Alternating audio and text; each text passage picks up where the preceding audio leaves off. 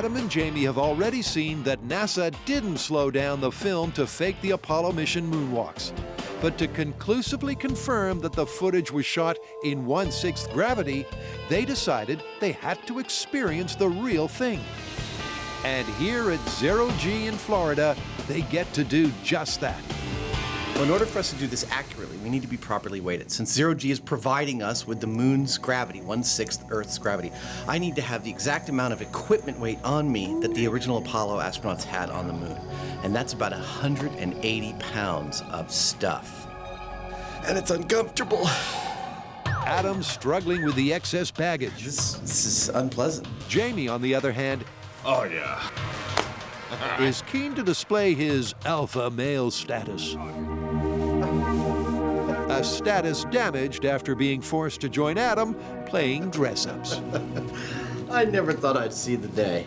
With the weigh-in complete, it's time for the pre-flight briefing with in-flight info from 0G's Elizabeth Underwood. Elizabeth, now that we're just about to go on, I want to know, how good a simulation of zero gravity is this? It's not a simulation at all. It is the real deal. It's the exact same technique that NASA's been using to train their astronauts for the last 50 years. And it works like this. A series of parabolic arcs will give the passengers the physical sensation of weightlessness. And just for us, the pilot will adjust the angle of the parabola, making the microgravity in the cabin an exact match to the moon's gravitational pull, which just leaves the guys to step up, strap in, take off, and suit up. I look good, right? Good. I look damn good. So right now, I'm loaded up with an extra 180 pounds on my body. In a few minutes, we're gonna actually get to try this out in moon's gravity, and I gotta tell you, I can't wait. This is a heavy suit. Adam doesn't have to wait long because the guides soon have everyone into position for the first pass. And as G-Force 1 gently arcs into its dive, Ah, that feels cool. Adam and Jamie Oh, here it comes. know what it feels like to walk on the moon. Whoa. Wow.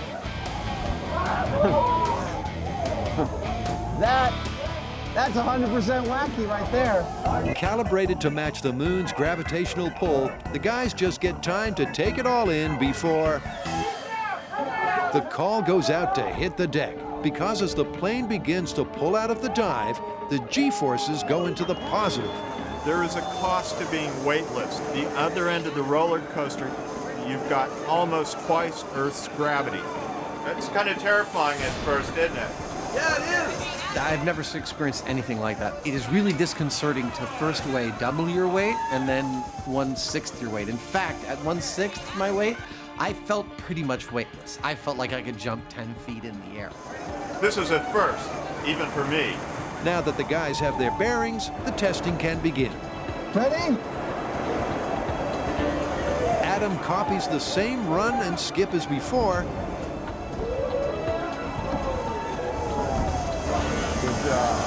This time leaving out the jump because of height restrictions in the cabin. The movement felt totally natural as soon as I started doing it. And all the NASA footage makes sense to me now. The skipping they did is a totally efficient way to move in that gravitational pull. I couldn't think of a better confirmation for the NASA footage than trying this myself. When Adam was walking or running, he was experiencing the exact same thing that Neil Armstrong would have on the moon. It was 1/6 Earth's gravity. Adam did a great job with the bungee cords. It looked pretty convincing, but being here on this plane in microgravity and watching him, it's totally different. Nothing really compares to what we saw here on this plane, so as far as I'm concerned, they went to the moon. Dude, that was awesome. We have been very thorough here. yeah, you can't get much tidier than that. I mean, not only did we start out by replicating precisely the circumstances that theorists say were used to fake the moon footage. But we also put ourselves in a calibrated moon gravity environment. The theory that it's faked, busted. Busted. Over 100 years ago, Australian author Henry Lawson wrote a comic story along very similar lines. He called it The Loaded Dog, and needless to say, he made the whole thing up. Still, we can't assume it couldn't happen, and that's enough reason to put it to the test.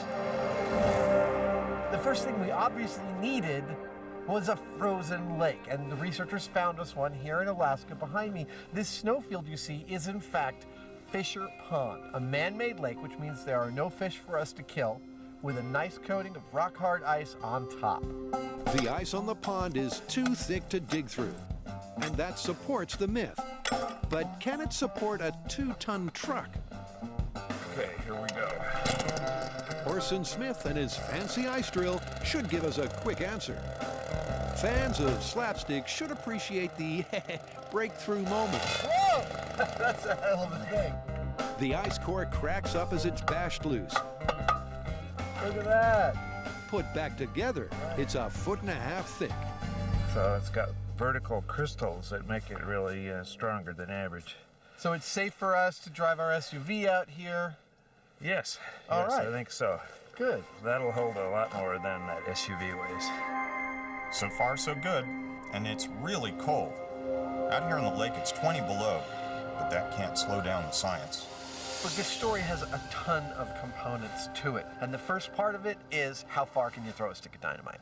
Standard stick of dynamite, about 8 inches long, about 1/2 pound.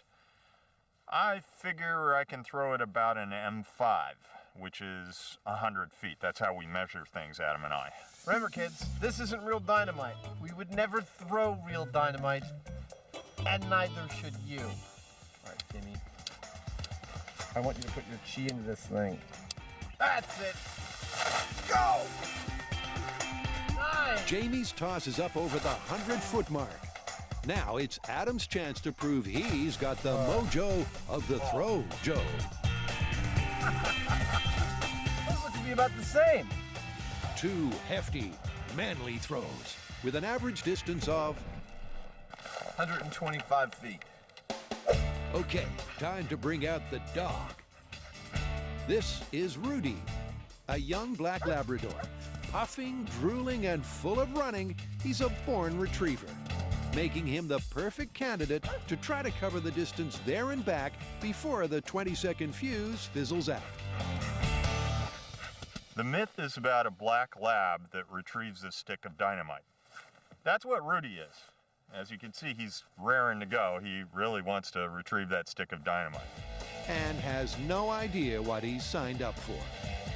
Now, we've got to get another myth started.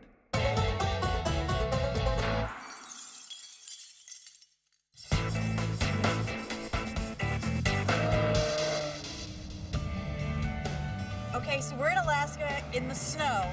What myth did we get? Okay, well, this is a fairly gory myth that affects a lot of Alaskans, but not so many in California. What's that? It's about the moose and what happens when you hit one with your car. This is what happens when moose meets motor car, and it's all too common here in Alaska. Your best bet is always to stop or swerve, but this myth kicks in when a crash is absolutely unavoidable. Even a low-speed collision most often ends with something bigger and heavier than a fridge coming right through your windshield. The myth says that speeding up instead of slowing down might push the unlucky beast over the car, meaning you might live to tell the tale. Well, obviously we're not going to kill a real moose to test this myth, right? Right. Now, we're going to have to make our own moose analog. They'll also have to wrangle a bunch of stunt cars and a safe test venue. But those are problems for tomorrow. Right now, they need to design a moose that can bounce back from something like this. Have either of you ever seen a real moose? No. I don't think so. Maybe we should try to find a real moose, so that way we can make our crash test moose as close to a real one as we can. These California kids have never seen a wild moose, but they've had a tip-off from Alaska Fish and Game to search no further than downtown Anchorage. And we're about to do some tests that hopefully will prove that. To find out, Jamie will fire arrows at increments of 10 feet. In this test, we're going to use the high-speed camera and this scale to measure the speed of the arrow right as it hits the target. Ready to take the first shot from point blank? I am. Jamie's going to use a full-strength pull on each arrow. All right, let's go to 20 feet. to make sure they all travel at maximum velocity. That's it. And 60 feet.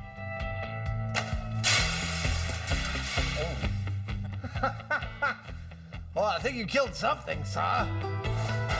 Now, where did that arrow go? All right, this is 70 feet. I thought this was a ninja special, not night special. This is what I had lying around. Go! That ought to work. So, what did they find out? Well, we did pretty good. There's effectively no difference. You were consistently between 171 and 179 miles per hour. So what this means for our tests is that it doesn't matter how far away the shooter is from the catcher. The arrow is going to be going about the same speed. And that means the iron fist in the leather glove experiment gets the thumbs up. Those results were pretty clear. They were. It's true. This is something we've known about for a while, and I'm really glad we got to show it on the show, that the speed of an aerodynamic projectile like an arrow has a very low drop-off in speed from the moment it leaves the shooter to the moment it hits its target. That means we were right, and the fans were wrong. I guess if you want to harp on that, yes, that's true. Now I think we can put this one away, and it's time to bring out our real ninja. Just wait till you meet him. Getting an elusive shadow warrior wasn't easy. But the MythBusters research team not only tracked one down, they got the best in the world. Our ninja has black belt certifications in just about every form of martial arts I've ever heard of, and quite a few I haven't. He totally has it where it counts. He's a reaction training specialist. He's held over 20 Guinness World Records in this field. He's hot stuff. Have you seen our ninja? No, but I'm not sure we'd know whether it was here or not. Hi, I'm your ninja. I'm Anthony Kelly. You don't look much like a ninja. No, I only have my street clothes on. Give me 1 second. Wow! That's more like it. Okay, fans, you, the viewers, demanded we get a real ninja. And despite his non-ninja appearance and Australian accent, he is the best in the business. Well, Anthony might not look like your classic idea of a ninja, but don't take our word for it. We're going to put him into our holodeck here and run him through some of his paces to see what he can do. So is our ninja fast enough to catch a full-speed arrow? Well, there's only one way to find out. See if he can catch tennis balls. A thoughtful person might just ask, what does catching one of these have to do with catching one of these? Well, it's all about reaction time, and Anthony has fast reflexes. That's what this is about. So before the ninja catches any arrows, they're going to measure the speed of his handiwork. Okay, I'm going to keep time on the stopwatch and count on the clicker. All right, let's go, boys. He's so ready. Now, catching tennis balls may not seem all that hard. And go! But those balls are traveling at 85 miles an hour. That's more or less the speed of a major league fastball. But at 26 feet away, he's standing twice as close to the pitcher.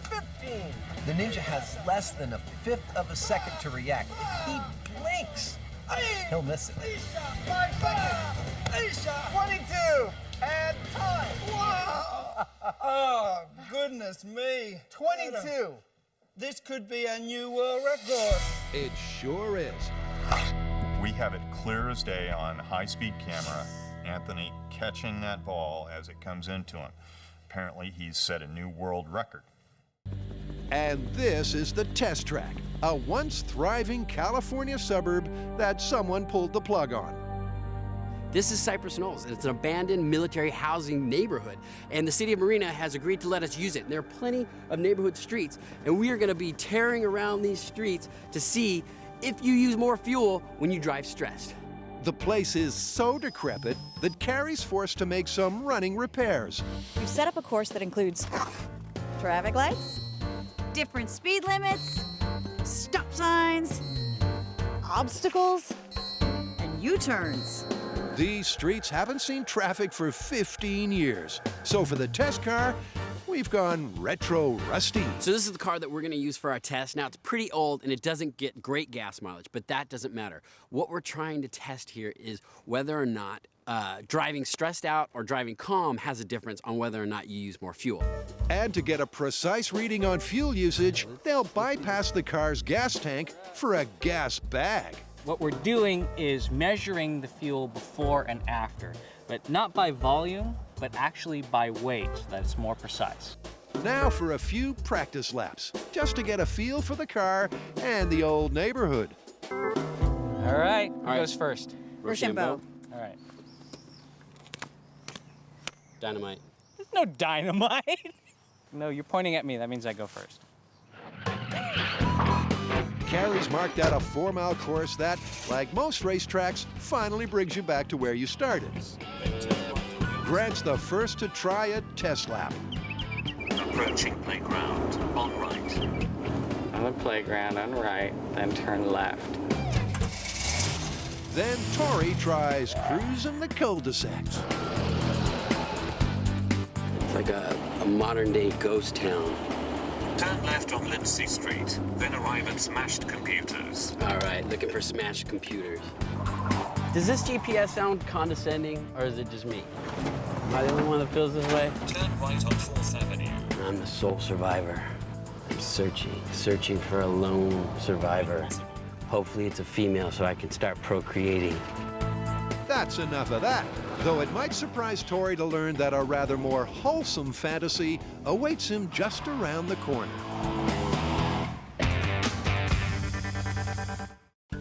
Home on the bomb range. Adam and Jamie are testing a viewer myth that low-grade steaks can be tenderized with high explosives. So far, it's a total bust. Now we're going to pull it all the way back in the other direction and detonate what is essentially an extra-large firecracker full of aluminized black powder, which is a fairly low-speed explosive as opposed to what we just used. And remember, kids, do not try this at home. Barrels of water and low-velocity explosives might not sound like a good tenderization technique, but hey, it's worth a shot. When Adam and Jamie tested an age-old idiom, the results were surprising. I killed it! They found out it's not the bullet that kills fish in a barrel, but the shockwave. The question now is, can a similar shockwave rip through cow flesh and tenderize a steak? The low explosive we're using is like a really big firecracker. It's illegal for you to have, but of course these guys can have one. It requires a fuse to light it. Now, getting a fuse to light into water is not undoable, but it's a little finicky.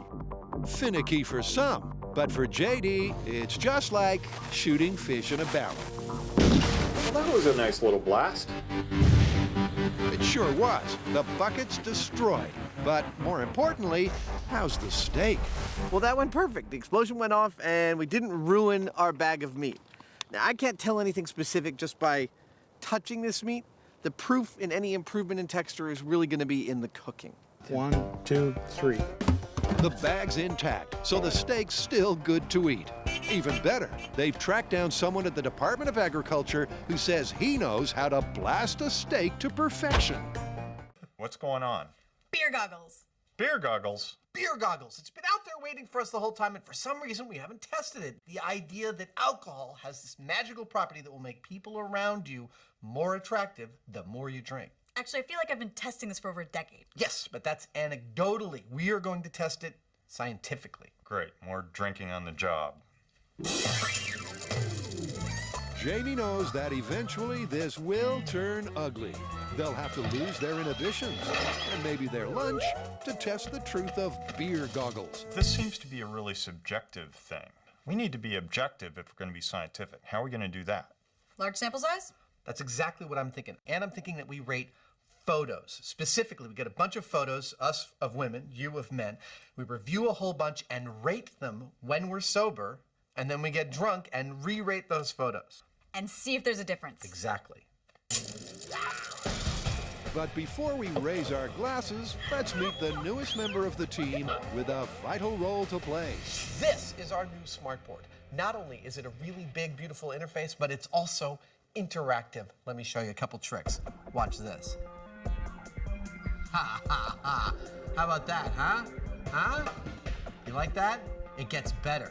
Check it out. Not only can I even do that, I can also diagram what's going to happen in real time. Now, I'm not going to go too much farther showing you the tricks this thing can do because we're about to use it a whole bunch in this very episode. The board's first job is to help Adam, still sober, rate the looks of 30 women from 1 to 10. Here we go. He's got just 5 seconds to score each photo. He can see the time tick down on the left of the screen. I got to say, the exercise of giving a quick rating, it doesn't feel great. It's kind of an awful thing to have to do. Like I find myself resisting giving a 1 or a 2, but... Yeah, but... I got a 96! So the total possible score is potentially 300. Out of that, I gave a 96. The question from here on in will be, as I drink, will my overall score go up? Now it's Carrie's turn to rate the chaps. I'm wondering if I'm actually going to be nicer because I'm sober or if I'm just going to get really cutthroat. All right. Carrie, sober. Start. 5 seconds is really quick to come up with a number to rate someone. I mean, usually you give them a little bit more time if you're in a bar or something. And quite honestly, there are no supermodels on here. Oh, God, do I rate you on your hair? Ooh. Carrie's either much more generous or less discriminating than Adam. Okay, total score, 154. But she does know what pushes her buttons. I noticed I was rating higher on men that looked confident. If they looked sort of squirrely and really apprehensive about the whole thing, I definitely gave them a lower score. Now for a man who's anything but squirrely. Your turn. Okay. I'm about to look at a bunch of pictures of women, apparently, and try to objectify them. Jamie's got a point. Snap decisions based on looks alone are shallow and shameful. But hey, it's all in the name of social science. It's set up so that it's sort of a gut reaction. I don't know how consistent it's going to be, but that's where the averaging becomes important, because you've got some kind of a number that should show a trend. And Jamie's trendy number? Higher than Adam's, but lower than Carrie's. So I got a 116. Whatever that means. Well, it means nothing till they've done this twice more. First, slightly inebriated, and then stumbling, dribbling drunk. Hello, Ginger. Hey, Adam, how you doing? Good. How about 3 beers? Coming up. Don't even ask how Adam knows the bar staff by name. Let's just say he won't need directions to the restroom. Let the test begin. To science. Science. To science. The aim here is to get buzzed. For the boys, that means 2 or 3 quick brewskis. For Carrie, maybe 1 less. What's red and smells like blue paint? What? Red paint. She got Jamie giggling. All good ninja movies have a showdown, and the MythBusters Ninja Special is no different. So far, they've learned their ninja has super fast reflexes. Hey, shot 22! But can he catch an arrow? So our ninja feels pretty confident that he can catch an arrow. Now, maybe holding 7 world's records in catching stuff and the fact that he calls himself the arrow catcher has something to do with that, but that's not good enough for us. We've got to see it. Before I start shooting at Anthony, I think I need a little target practice. Now, unlike a real battle, the ninja has put in a request. Anthony wants me to stand exactly 26 feet away and fire past him, not directly at him. How's it going, Jude? You hitting the dot? I'm getting them bunched in pretty tight. Yeah? Yeah. You ready for taking a crack at the real ninja? Let's do it. All right, let's get Anthony. Anthony's also requested I don't do a full draw. Ready for you, sir. I release my arrows at only about half to 3/4 strength. So this is the moment the fans have been waiting for.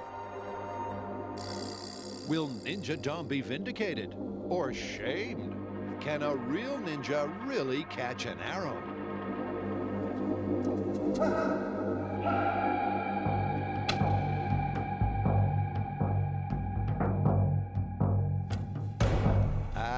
That'd be a no.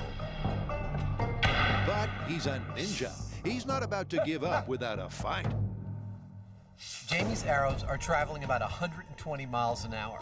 So at 26 feet, our ninja has about 1/8 of a second to react. He missed again. This sure is a tough challenge, and fast looking like myth busted. Whoa, dropped it. Until finally, he got one. Nice catch. And now he's got his eye in. Ninja! The ninja caught the arrow. Maybe the fans were right. Our ninja was in fact able to catch an arrow, which is impressive. But we should note that it was at a set distance. I wasn't doing a full draw on the bow. I was precisely controlling the situation to give him the arrow exactly where he needed it. But catch it he did. So maybe it's time to break out a slice of humble pie. Our ninja caught the arrow. Are you feeling vindicated now? Our ninja caught the arrow. Hold on, don't get so cocky, buddy. We got a lot in store for that ninja to come.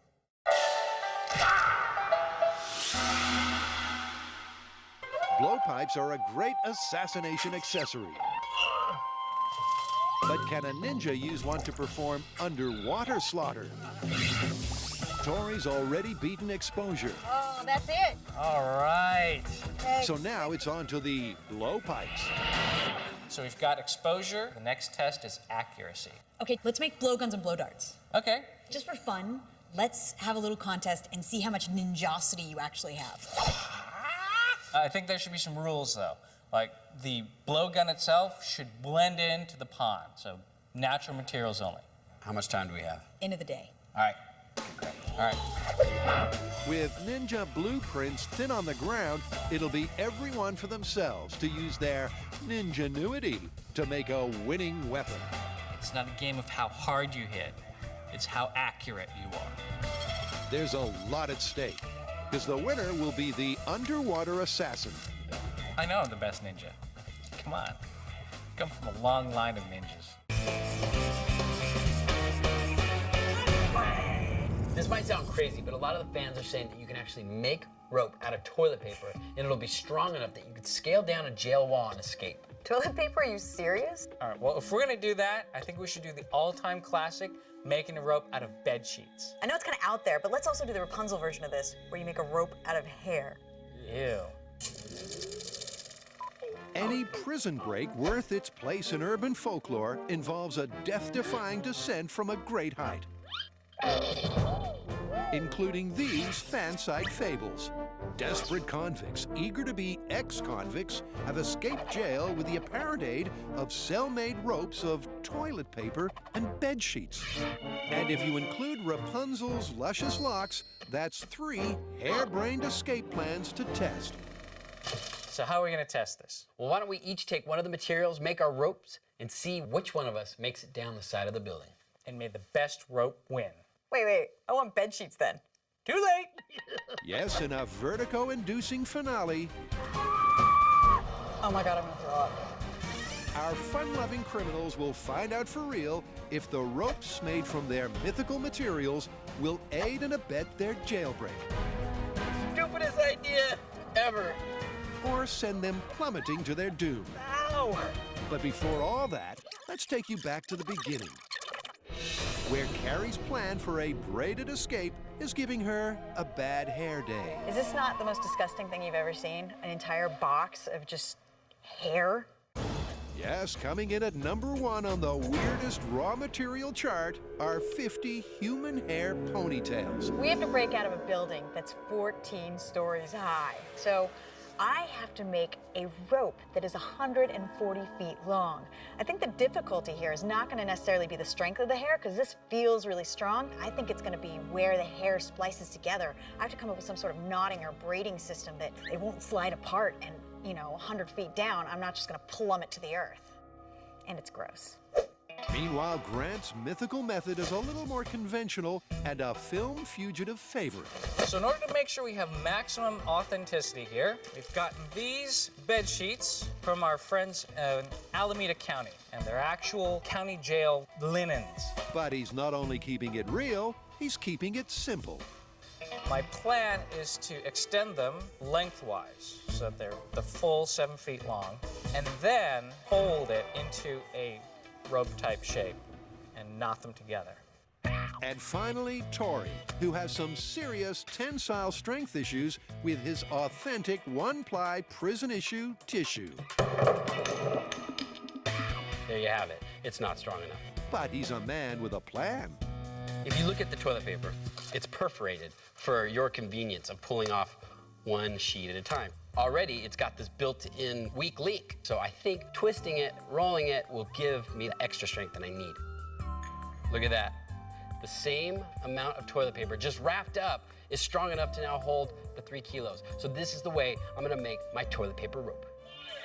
Adam and Jamie's past crusade to hold Hollywood to scientific account has given the team some memorable moments of movie mayhem. But on this last crusade, the team are tackling the tall tale that a stick between the spokes can cause a head-over handlebars flip. So far, they've got their bike and rigged a remote control flagpole thruster. So, what's next? When this bike is moving at highway speeds, the spokes are going so fast you can hardly see them. So what we need to find out is whether it's possible for a human to thrust a stick into those spokes fast enough to get them cleanly through there. And then once that occurs, what happens to the wheel?